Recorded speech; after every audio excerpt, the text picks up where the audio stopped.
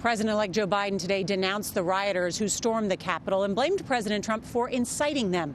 Mr. Biden also accused authorities of treating the pro-Trump mob more leniently than anti-racism demonstrators who protested in Washington last year.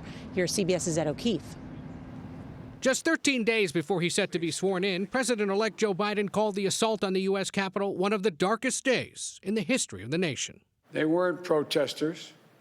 Don't dare call them protesters. They were a riotous mob, insurrectionists, domestic terrorists. Mr. Biden also called out what he and many Americans thought in the wake of Wednesday's violence, that there's a double standard in the law enforcement response.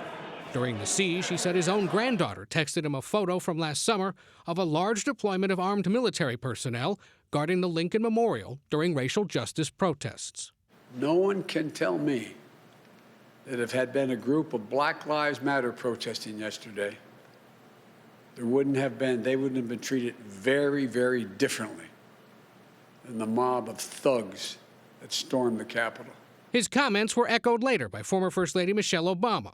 In a statement, she said Wednesday's siege made it painfully clear that certain Americans are, in fact, allowed to denigrate the flag and symbols of our nation. They've just got to look the right way.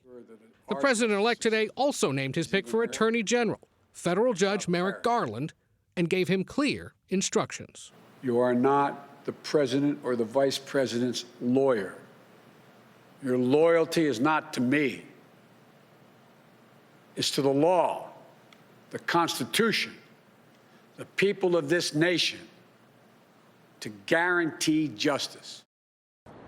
Judge Garland, you may remember, was Barack Obama's choice to succeed the late Justice Scalia on the Supreme Court, but Senate Republicans blocked the nomination.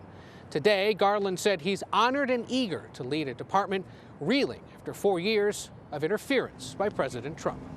Nora? Ed O'Keefe, thank you.